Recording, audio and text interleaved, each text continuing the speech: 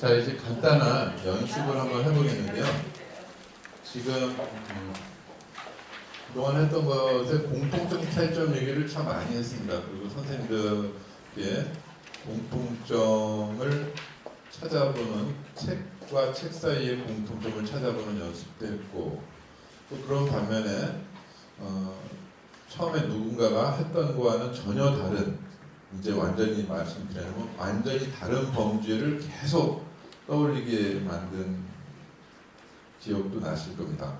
범주라는 말이나 분류라는 말, 그런 말을 안 쓰고 계속 공통점과 차이점 이걸 가지고서 계속 연습을 해왔는데요. 지금 보시면은 공통점의 축하고 차이점의 축이 있다고 말씀을 드렸죠. 그래서 상위 개념과 하위 개념 사이의 공통점, 그리고 하위 개념 사이에 또 잠재해 있는 공통점인데 그들 사이의 차이점 해서 공통점과 차이점이라고 하는 사고의 어떤 방법을 말씀을 드렸는데, 그거는 논리적인 것이고 문학적인 차원의 발상을 다시 말씀을 드리겠습니다. 이게 서로 또 맞물리게 되는데, 문학적인 차원에서는 바로 이 은유라고 하는 게 매우 매우 중요합니다. 학교 다니실 때 은유법이라는 것을 배우셨을 거예요. 배우셨죠? 이 은유법이 나오면 나머지 웬만한 수사법들은 다 정말 가라앉게 만드는 아주 최상의 그런 평가를 받는 게 은유법이 되는데요. 은유법은 이렇게 은유법이라고 했을 때 수사법의 차원이고 레토릭이라고 하는 여러 가지 이 표현의 어떤 기법으로만 생각하시는데, 은유법이 중요한 게 아니라 사실은 은유적 사고가 매우 매우 중요하다는 겁니다. 은유적 사고는 창조적 사고의 기반을 이룹니다. 무슨 뜻이냐면 아주 간단하게 많이 활용되는 사례가 바로 이런 겁니다. 내 마음은 호수요 같은 경우입니다.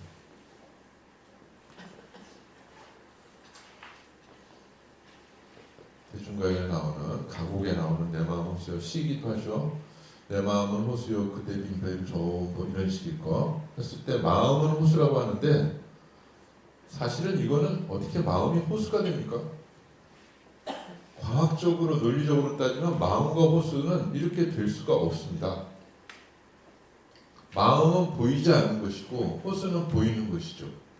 마음은 추상적인 거고 호수는 구체적인 사물이죠. 존재, 눈에 보이는 것이고. 그래서 완전히 다른 세계입니다. 이 세계는. 그렇죠? 완전히 다른 세계입니다. 별자리를 따지면 완전히 다른 은하계들입니다. 이 둘은 결코 같다고 볼 수 없습니다. 과학적이고 논리적인 세계에서는. 근데 우리는 내 마음은 호수요 하고 얘기를 합니다. 바로 이게 은유적 사고다. 무슨 얘기냐면 전혀 상관없는 세계다. 이 두 낱말. 근데 그것을 같이 연결시키는 겁니다. 이게 바로 유사점, 공통점의 사고죠. 이 둘 사이의 공통점을 따지고 보니까 굉장히 잔잔하다.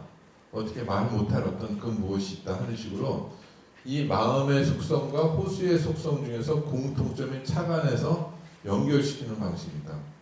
그 순간에 전혀 다른 세계, 평소에는 저기 보이지도 않는 세계에 있던 마음과 눈에 보이는 세상이 연결돼서 새로운 세상이 태어난다. 새로운 인식과 상상, 감성의 세계가 태어나게 되기 때문에 은유적인 사고를 굉장히 중요한 사고로 지금 꼽히는 거고요. 수사법을 생각해서 그냥 학창시절의 기억까지 생각해서 말씀드리자면 이거는 비유법의 종류에 들어갑니다. 비유는 은유도 있고 직유도 있고 뭐 풍유도 있고 대유도 있고 유자 들어가는 건 다 해당됩니다. 대유는 뭐 환유, 제유법, 환유법, 제유법 있죠. 그러니까 유자 들어가는 거 다 들어가기 때문에 이거를 비유법이라고 얘기하는데, 이 비유법 동네의 가장 대표 선수는 은유법입니다. 그래서 아예 비유법을 은유법이라고 말하는 사람도 있을 정도고요. 은유적 사고가 얼마나 중요하냐면 모든 문학은 은유다라고까지 얘기합니다. 모든 문학은 은유다. 이렇게까지 모든 건 메타포다 하고 얘기해요. 근데 왜 메타포냐? 왜 은유적 사고냐? 전혀 상관없는 것들을 만나게 하는 힘이죠. 그러면 이 만나게 하는 게 뭐냐? 그 안에 공통점을 찾는, 유사점을 찾는 그런 겁니다. 그럴 때 이 세상에 파편적으로 있던 모든 것들이 하나가 되면서 같이 연결되면서 새로운 사고, 새로운 감성의 세계가 열리기 때문에 그렇다는 겁니다. 비슷한 동네를 하게 되면 안 됩니다. 비슷한 동네로 하는 건 대유법이라고 합니다. 제유와 환유인데 이건 여러분들 다 아시는 얘기들입니다. 제유법은 이를테면 우리에게 빵을 달라 뭐 이럴 때가 나온 거죠. 지금 학교 다닐 때 많이 배우셨을 겁니다. 우리에게 빵을 달라. 진짜 빵만 준다면 제유법을 생각하지 못하는 거죠. 부분으로서 빵은 식량을 달라는 뜻인데 식량의 일부분을 제시하면서 말하자면 스몰 a로 라지 a를 표현하는 방식. 왜? 그게 좀 더 구체적이니까. 식량을 달라고 하는 것보다 빵을 달라고 하는 건데 왜 빵을 달래지? 과자를 먹으면 되지? 뭐 이런 식으로 얘기하면 제휴법의 관계를 발상을 생각하지 못하는 거예요. 이건 그러니까 표현상의 효과를 높이기 위해서 식량이라는 말 대신에 빵을 달라고 하는 거예요. 이런 식의 게 제휴법이고 환유법이라고 하는 것은 뭐 요람에서 무덤까지 같은 이런 식의 발상이죠. 출생에서부터 죽음에 이르기까지. 영국 복지정책의 슬로건이죠. 요람에서 무덤까지. 모든 걸 책임지겠다. 국가가 모든 복지를 책임지겠다는 것이 했는데 그러니까 태어날 때부터 출생에서부터 사망까지보다는 훨씬 요람에서 무덤까지가 가까운데 요람과 출생이라고 하는 것은 같이 바꿔 쓸 수 있는 낱말이라는 것이죠. 그러니까 요들 사이에는 사실 굉장히 가까운 동네예요. 대체 가능한 동네입니다. 요 정도의 표현은 그렇게 큰 울림을 주지는 못한다는 거죠. 다만 출생이라는 말보다는 요람이 좀 더 가깝고 펜이라는 말보다 무력이라는 문이라는 것보다는 펜이 칼보다 강하지 않잖아요. 펜 들고 칼 싸움하는 사람은 없죠. 근데 문이 무보다 강하다는 뜻을 했을 때 펜과 문의 관계는 바로 이런 환유의 관계고 제유의 관계는 이건 대체해서 쓸 수 있는 정도의 차원이라면 이거는 완전히 다른 은하계들의 만납니다. 그렇기 때문에 이들 사이가 적절하게 누군가의 창조적인 영감이나 직관으로서 이렇게 연결되는 순간에 새로운 세상이 만나는 것은 기존의 과학이 보여주는 그러한 논리성을 넘어서기 때문에 이런 것을 창조적인 발상과 감수성이라고 말하고 따라서 은유적 사고를 굉장히 중요시 여기는 것이라는 겁니다. 지난 시간에 과제를 내드렸을 때 책을 가지고 시흥하고 연결시켜 보라고 했죠. 억지로라도 연결해 볼 필요가 있습니다. 억지로라도. 일부러 무슨 책이든 간에 무슨 것이든 간에 시흥하고 시흥시 혹은 뭐 모내기 글방 아니면은 나 모든 것을 의도적으로 그냥 연관시켜 봐라는 겁니다. 그러면 그 안에서 뭔가 새로운 요즘식으로 하면 시너지 효과 같은 것도 나올 수 있다. 새로운 세상, 새로운 관점, 새로운 의식들이 떠오를 수 있다는 겁니다. 그러니까 강제적으로 모든 걸 연결해 볼 필요가 있다는 거예요. 모든 것을. 나는 말하자면 보이면 나는 선풍기다, 나는 칠판이다, 나는 카메라다, 나는 너다. 거꾸로 뒤집어보면 너는 나다. 이런 식으로 바꿀 수도 있는 거죠. 다. 모든 것을 이런 식으로 결합시켜 보라는 것입니다. 공통점의 측면에서. 그럴 때 은유적 사고고 이 은유적 사고는 모든 문학의 가장 기반을 이루는 사고로서 얘기되는데 이 사고는 저도 강조드린다만 논리적이고 과학적인 세계가 보여주는 세상 그것이 기존의 것이라면 이거는 완전히 다른 세상을 보여준다는 겁니다. 지금 제가 연습을 한번 해보겠습니다. 제가 신문을 갖고 오라고 말씀드렸죠. 좋은 책도 갖고 오라고 하셨고 이제 발상법 연습을 하는 것이기도 해요. 신문 한번 꺼내 보시고요. 눈에 딱 띄는 단어를 하나 고르세요. 눈에 딱 띄는 단어. 아무 생각 없이 고르시는 게 좋아요. 눈에 그냥 보이는 단어.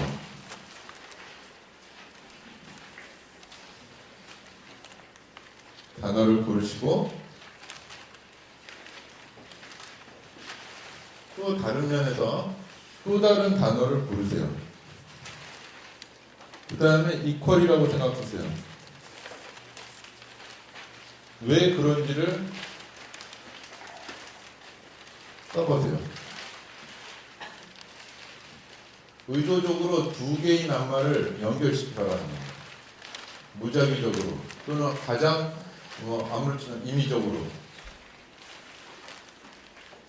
뭘 할까 하는 생각만 하지 마시고 그 안에서 먼저 이건 될까 안 될까 생각하지 마시고 무조건 의도적으로 연결시켜라는 거예요. 비의도적으로 그냥.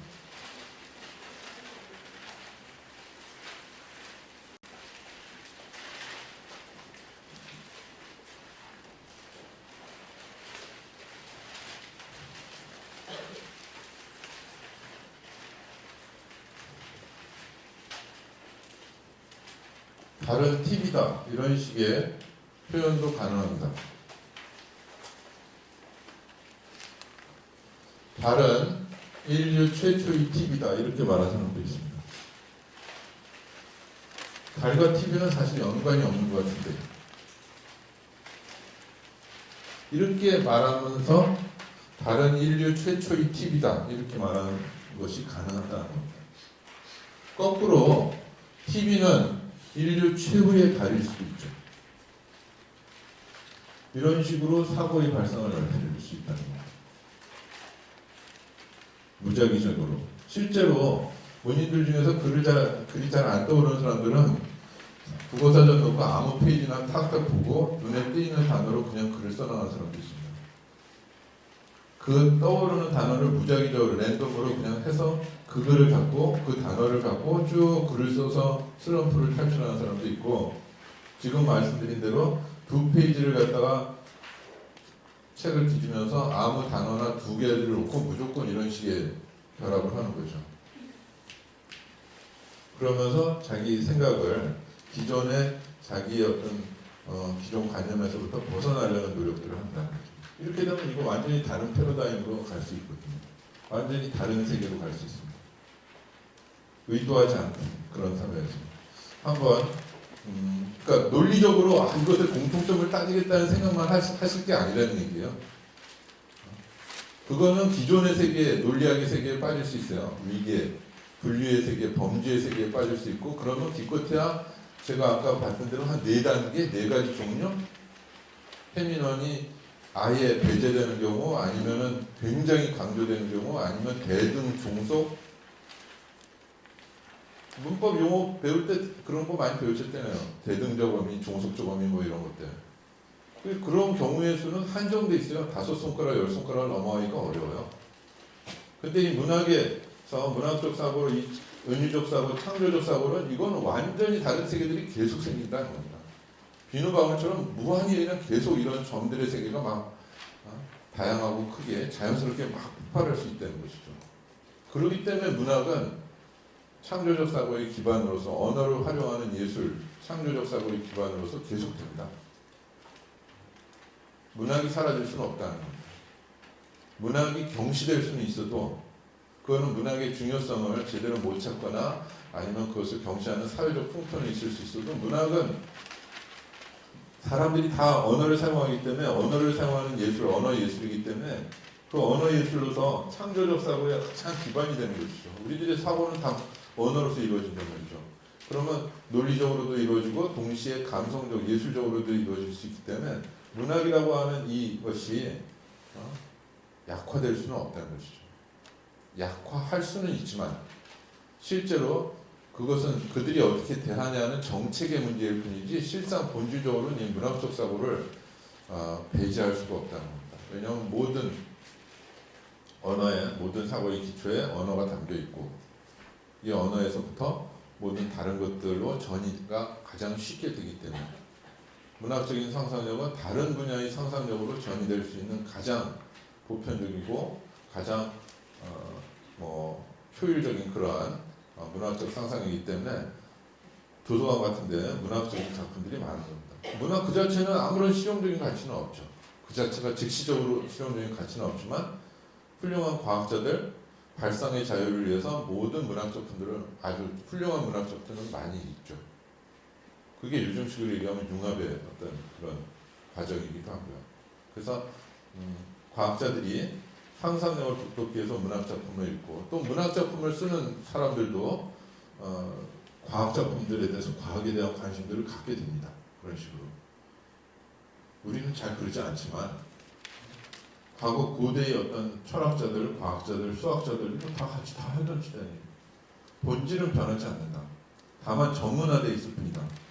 넓게 파들어봐야 깊게 갈 수 있는데 우리는 자꾸 요즘은 스페셜리스트가 있죠. 자기 분야 외에는 몰라요. 모르기 때문에 그 이상의 아고라, 그 이상의 광장이나 새로운 세상으로 펼쳐지긴 어렵고 자기가 자기 전문 분야에 갇히는 경우가 많다는 겁니다. 자, 지금 했던 내용들을 모든 별로 한번 발표를 한번 해보고 정리를 하겠습니다. 자, 선생님들이 의도적으로 그러니까 아주 무작위적으로 만든 은유들을 한번 발표를 해보시기 바랍니다. 어디서부터 할까요? 저 뒤서부터 볼게요. 일단.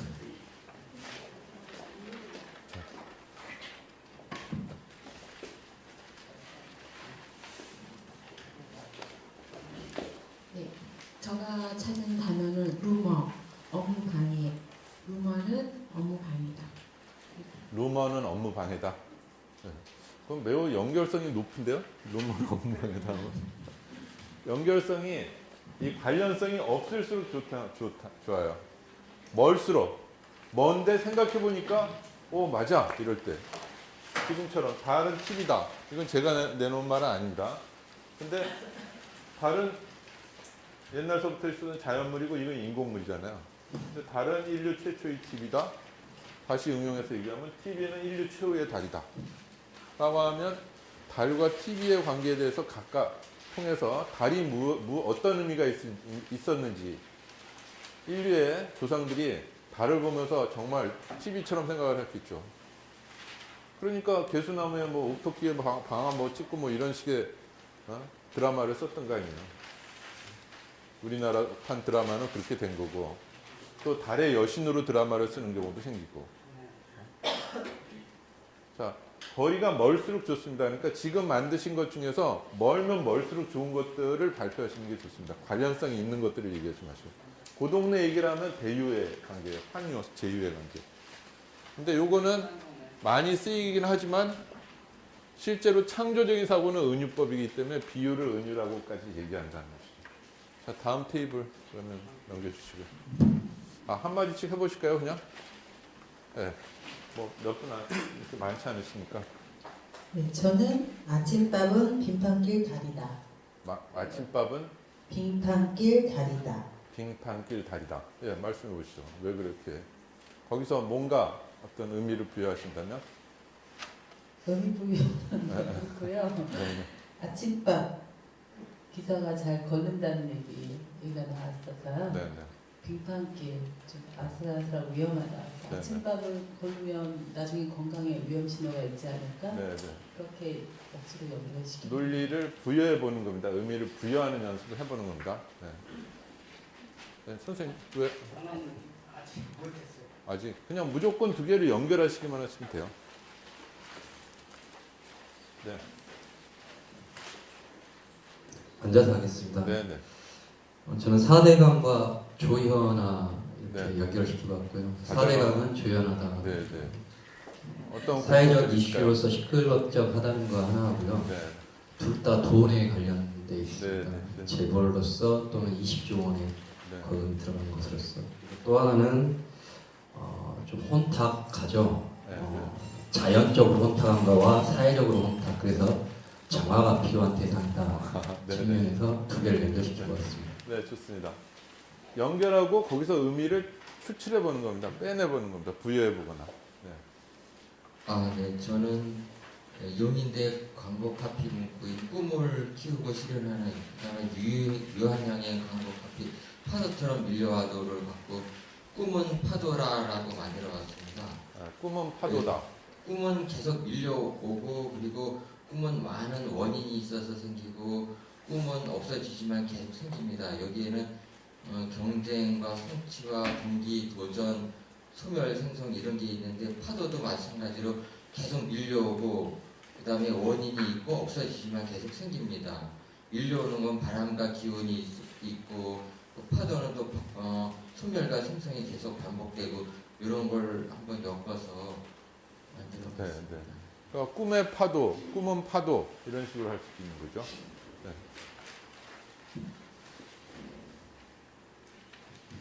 화장은 선물이다. 화장요? 화장은 선물이다. 화장은 선물이다. 왜냐하면 네.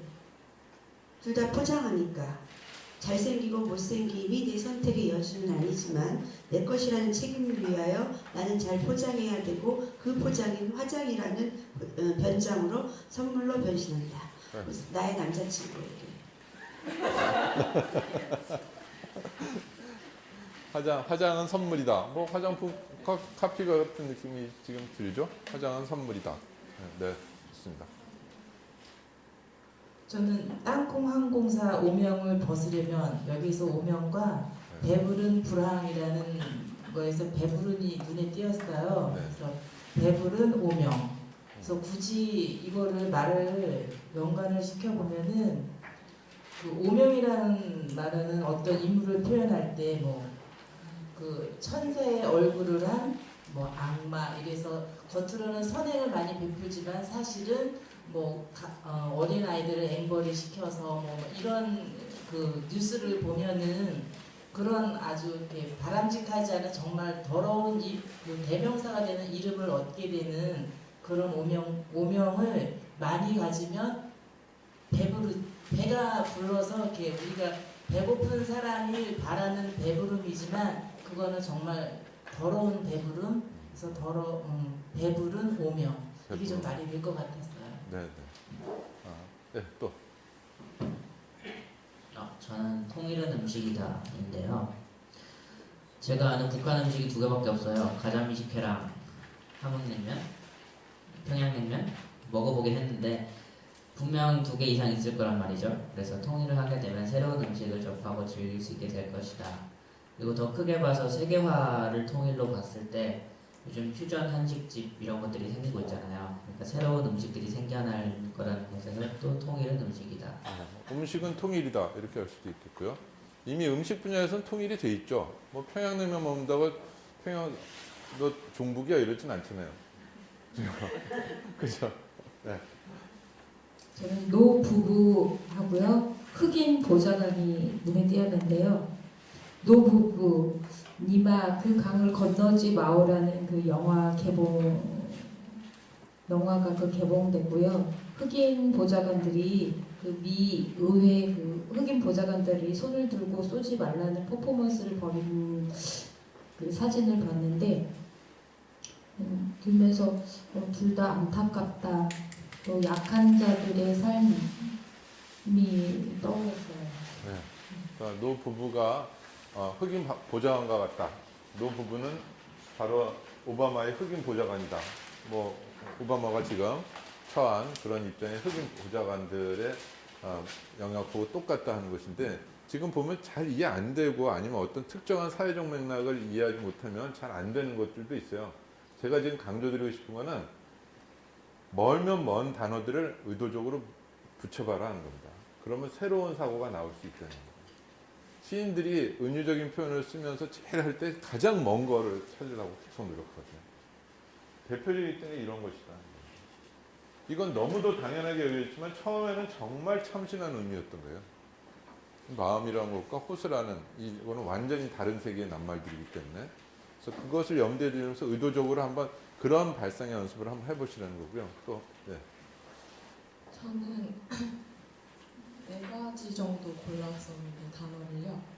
처음은 도의원 사무실 간판 바꿔달기에서 간판 바꿔달기랑 그다음에 용마루 원래 허가 정망시 정부 주거급여 지원 확대 건의할 것에서 용마루랑 그다음에 최근에 그 토막살인 사건 기사에서 장기 없는 시신이랑요.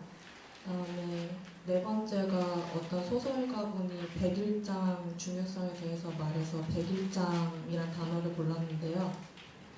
처음에 만든 게 백일장은 용마루다라는 단어인데요.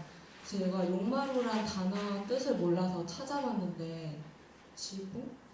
네, 그 지붕인 것 같아서 백일장이 어떤 글쓰기에 지붕 같은 역할을 할 수 있지 않을까 해서 용마루는 백일장이다 이렇게 쓴 거고요. 그다음에 정책 활동은 장기 없는 시신이다라는 거를 만들어 봤는데요. 정책 활동이 잘 안 될 때는 장기 없는 시신이라는 걸로 한번 표현을 해봤습니다. 네, 지금 그러니까 계속 사고를 펼쳐보는 거죠. 저는 지금 들으면서 아까 용마루를 욕망으로 들었어요. 그래서 욕망은 장기 없는 시신이다도 되겠네. 우리들의 욕망은 장기 없는 시신이다. 그것도 은유적인 발상으로서 적절하지 않을까 이런 생각을 해봤거든요. 근데 이제 듣고 보니까 용마루인데 이런 식으로 비의도적으로 했는데 어떤 의도적인 결과가 나올 수 있게끔 끌어낸다는 거죠. 창조적인 사고를. 어떻게 창조적인 사고를 할까? 뭐 여러 방법이 있지만 이런 식으로 랜덤으로 서로 묶어보는 겁니다. 그냥. 네, 선생님. 저는 낙원처럼 미와 실어서에서 낙원하고요. 감정 노동자 30% 자살 충동 경험이 있다 해서 감정이었는데요. 낙원은 감정이다 이렇게 하니까 연관이 잘 안 돼서 낙원은 40도씨 온천탕 속의 내 감정이다 이렇게 했어요. 네. 지금 다음 시간 할 것까지 미리 지금 잘 안 되면 가운데 뭔가 수식어를 넣어서 만들어 보라는 거죠. 그러니까 감정은 낙원이다 잘 안 들어오잖아요. 그러면 그 안에다가 40도씨 정도 50도면 아니겠죠. 그건 또 낙원이 될 수 없겠죠. 60도면 그건 지옥이 되겠고 근데 40도 정도의 온도라고 하면 뭐 박완순 선생님의 글에도 그런 게 있거든요. 소설가 박완순 선생님 글에도 따뜻한 욕조에 몸을 갖다가 이렇게 담그는 느낌이다 이런 얘기를 하거든요. 그런 순간에는 그 느낌이 어떤 느낌인가가 전이가 좀 이렇게 구체적으로 다가오는 거죠. 피부에 와닿게. 그런 식의 걸로 잘 연관이 안 되면 그 안에 지금 제가 한 것도 사실 마찬가지 아니었습니까? 달은 인류 최초의 TV다. 인류 최초를 넣으니까 뭔가 들어오잖아요. 다시 뒤집어서 TV는 인류 최후의 달이다 하니까 뭔가 앞에 붙이니까 나오잖아요. 그런 식으로 잘 안 되는 게 있으면 거기에 다른 표현들을 자꾸 넣어보자 하는 거죠. 또 선생님 이제 5분 남았는데. 네, 저는 무작위로 그 단어 가동하고 운영이라는 단어를 선택을 했는데요. 가동은 운영이다라고 했는데 가동은 어떠한 거의 시작을 생각을 해봤고요. 그다음에 운영은 이제 나중에 그 결과까지를 생각을 한번 해봤습니다. 그러니까 뭐 공장을 가동한다 할 때 네. 가동이란 말하고 가동은 시작만 생각한다고 하는데 사실은 운영이다. 프로세스 중간까지다. 가동이 그러면 시작만이 아니구나. 중간 단계까지 가는구나. 뭐 이런 식의 사고를 또 유발할 수도 있는 거니까. 좋습니다. 저는 그 패티처럼 한참 시간을 줘야 무슨 말이 나오는데 제가 그 한 거는 첩첩산중하고 사설이었어요. 그래서 우리 최선희 선생님 한 것처럼 안에 이제 더 하나 넣어서 사설은 내가 걷기에는 첩첩산중이다. 사설? 네, 사설은? 사설. 신문 사설? 네, 신문 사설은 첩첩산중이다. 근데 여기 약간 네. 비슷한 의미인 것 같아요. 우리가 사설을 접하기에는 좀 어렵잖아요.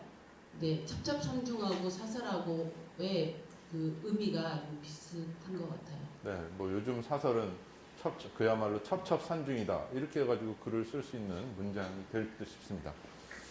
자, 그 다음. 처음에 찌라시라는 올려서. 찌라시라는 단어하고 연락책이라는 단어를 찾았는데요. 그 둘이 조금 관련이 있는 것 같아서 연락책을 대체하는 단어로 사륜구동을 찾았습니다. 그래서 찌라시는 사륜구동이다. 사륜구동 자동차는 비판길에도 잘 달려간다고 하는데요. 찌라시는 어쨌든 경제적, 사회적 풍문들을 담고 있어서 그런 풍문들은 사실은 어디를 장애물을 뚫고도 여기저기로 가지 않나라고 해서 찌라시는 살인구동이라고 했습니다. 네, 뭐 좋은 비유입니다. 저는 대학교 입시에서 대학교 광고 모집을 봤는데요. 어떤 학교는 덜 익은 상상력을 모집한다 그랬고 어떤 학교는 미래 만발을 모집한다 그랬는데 여러분 같으면 어느 학교에 지원을 하시겠습니까? 저는 여기서 이제 덜 익은 상상력과 미래 만발을 줄여서 덜 익은 상상력은 미래 만발이다. 왜냐하면 덜 익은 상상력을 이제 발전시키면 기대치가 높아지는 미래 만발이 될 수 있다. 네. 네, 좋습니다. 두 가지를 대립적으로 보지 않고 지금 상보적으로 지금 보신 거죠? 연결시켜서. 저는 대통령하고 바나나를 찾았어요. 네, 그래서 대통령은 바나나다. 여기에서 바나나는 우리 일상생활에서 먹으면 맛있고 부드럽게 넘어가고 몸에도 좋고 그러죠. 그래서 또 바람이 들어간 것 같아요. 그런 바나나 같은 대통령이 되었으면 하는 걸 연결시켰거든요. 네. 대통령도 우리에게 필요한 존재잖아요. 네, 그래서 대통령은 바나나다. 네, 좋습니다. 자, 지금 두 가지 정말 평소에는 연결해 보지 않았던 낱말들을 서로 연결해서 그 안에서 어떤 공통점, 즉 공통성, 아니면 특성, 속성을 갖다 찾다 보면 전혀 예기치 않았던, 기대하지 않았던 새로운 발상과 시각이 나올 수 있다 하는 것을 지금 말씀을 드리는 거고, 이런 연습들은 사전을 중간중간 연대거나 아니면 뭐 지금처럼 무작위로 몇 개를 뽑아서 자꾸 해보는 것이 좋습니다. 그래서 이런 연습들을 좀 많이 좀 해보시고, 혹시 이제 학생들을 가르치시거나 아니면 집안의 사물을 보시면서도 뭐 냉장고는 뭐 과학이다라고 하든지 아니면 냉장고는 뭐 모내기 글방이라고 하든지 뭐 이런 식으로 자꾸 말을 만들어 보세요. 그러면 자꾸 생각을 계속 낳는 또 다른 중요한 지름길이 될 때 싶습니다. 저는 그렇게 믿습니다. 그래서 오늘 8번째 강의를 여기서 마치도록 하겠습니다. 고맙습니다.